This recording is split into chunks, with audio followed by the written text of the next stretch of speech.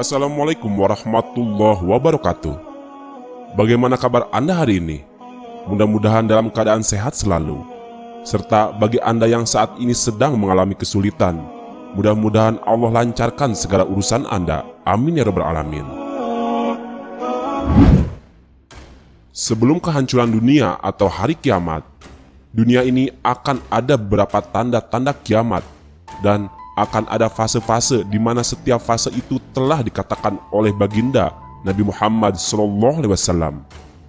Bahkan dikatakan pula bahwa zaman umat Nabi Muhammad SAW dibagi menjadi 5 fase peradaban kehidupan manusia. Lantas, apa saja kelima fase peradaban tersebut? Lalu, di fase apakah kita saat ini? Simak terus ulasannya hanya di channel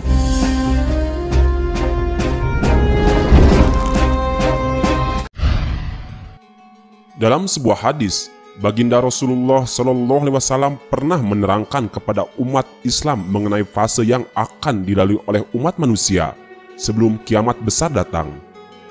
Jangka masa dalam sejarah peradaban manusia ditandai dengan munculnya para nabi dan rasul yang akan membimbing masing-masing umatnya kepada petunjuk yang benar dan jalan yang lurus. Dan apabila nabi terakhir sudah diutus, maka inilah hal yang menandai bahwa sejarah peradaban manusia sudah sampai pada batas waktunya, yang maknanya bahwa zaman sudah sampai pada fase akhir zaman. Kemudian, fase inilah yang amat sangat penting bagi iblis, karena dari awal iblis sudah berjanji kepada Allah Subhanahu wa Ta'ala, ia akan membuktikan bahwa manusia adalah makhluk yang merusakkan bumi dan selalu menumpahkan darah sampai hari kiamat.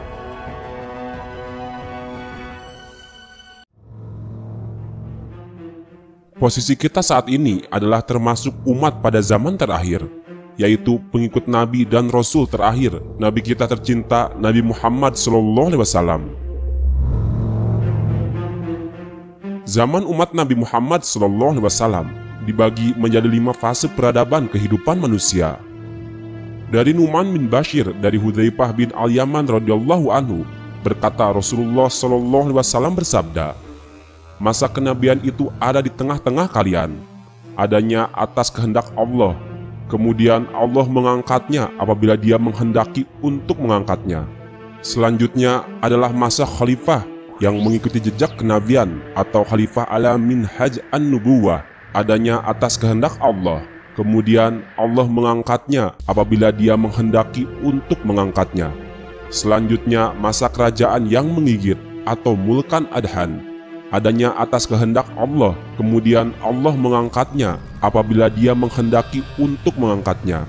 Setelah itu masa kerajaan yang menyombong atau mulkan jabarian, adanya atas kehendak Allah, kemudian Allah mengangkatnya apabila Dia menghendaki untuk mengangkatnya. Selanjutnya adalah masa khalifah yang mengikuti jejak kenabian atau khalifah ala minhaj an-nubuwah, kemudian beliau nabi diam.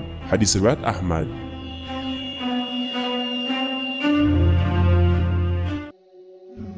Dalam hadis tersebut, baginda Rasulullah menjelaskan 5 fase zaman yang akan dilalui oleh umat Islam, yaitu yang pertama fase kenabian, yang diawali dengan masa jahiliyah, kemudian sampai diangkatnya Nabi Muhammad SAW menjadi Rasul.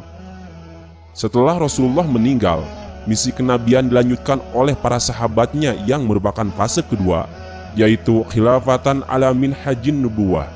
Rasulullah SAW bersabda, kekhalifahan nubuwah 30 tahun kemudian Allah memberikan kerajaan kepada yang Dia kehendaki. Jika kita hitung, masa kekhalifahan Abu Bakar berlangsung selama 2 tahun, dilanjut oleh Umar bin Khattab selama 10 tahun, kemudian dilanjut oleh Utsman selama 12 tahun, dan kemudian terakhir Ali bin Abi Thalib selama 6 tahun. Setelah Khalifah Ali meninggal, dilanjutkan oleh putranya Hasan bin Ali radhiyallahu anhu yang memegang khalifahan selama 6 bulan. Hasan bin Ali mengundurkan diri pada bulan Rabiul Awal tahun 41 Hijriah. Artinya, fase kekhalifahan yang disebut Rasulullah SAW genap 30 tahun. yang sepeninggalan Rasulullah pada bulan Rabiul Awal tahun 11 Hijriah. Saat pengunduran diri Hasan bin Ali disebut sebagai tahun persatuan umat, karena pada masa itu beliau mampu menyatukan dua kelompok yang berseteru. Sebagaimana pula baginda Rasulullah SAW pernah bersabda mengenai hal ini, "Anakku ini adalah pemimpin dan Allah kelak akan menyatukan dengannya dua kelompok besar muslimin."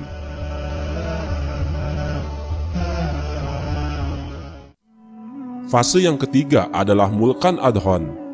Fase ini terjadi setelah fase kekhalifahan Islam yang ditandai dengan dinasti Umayyah, dinasti Abbasiyah, dan dinasti Turki Utsmani. Pada fase inilah terjadi fluktuasi kekuasaan dan keadilan. Kemudian pada era ini juga banyak terjadi perebutan kekuasaan, meskipun disebut khalifah. Akan tetapi penerusan kekuasaan dilakukan secara turun-temurun. Namun, pada masa-masa ini disebut sebagai masa raja-raja menggigit, karena sejatinya mereka tetap memegang kuat Al-Quran dan As-Sunnah. Sejarah telah membuktikan, Khalifah Umar bin Abdul Aziz dari dinasti Umayyah misalnya, terkenal sebagai pemimpin yang adil, bersahaja, dan dicintai oleh rakyatnya. Begitu pula puncak kejayaan Islam pernah diraih oleh Khalifah Harun ar-Rasyid dari Daulah Abbasiyah. Pada masa Khalifah Salahuddin al-Ayyubi, umat Islam bisa kembali merebut Baitul Maqdis atau Yerusalem dari pasukan Salib. Sementara pada masa Turki Utsmani, Muhammad al-Fatih berhasil menaklukkan Romawi Bizantium dengan menguasai Konstantinopel yang sekarang dikenal sebagai kota Istanbul, Turki. Selama 13 abad, umat Islam mencapai kejayaan baik dalam politik maupun dalam ilmu pengetahuan. Sejak kekhalifahan Islam berakhir dengan runtuhnya Turki Utsmani pada tahun 1924, maka sejak itulah umat Islam menjadi terpecah belah dan tidak memiliki kekuatan. Perjalanan umat Islam memasuki periode keempat, yaitu Mulkan Jabriyatan, yang ditandai dengan munculnya para pemimpin diktator. Setelah Perang Dunia Kedua, banyak negeri Islam yang menyatakan kemerdekaan. Namun, sebagian menjadi kerajaan yang beraliansi dengan Barat, dan sebagian lainnya dipimpin oleh para pemimpin diktator. Krisis politik di Timur Tengah belum berakhir. Pergolakan politik di Mesir, Suriah, dan Yaman kini makin memanas. Inikah perang yang akan membuka pintu kekhalifahan Islam? Perjalanan umat Islam belum berakhir. Masih ada satu fase terakhir ketika akan muncul seorang pemimpin yang akan menegakkan misi kenabian.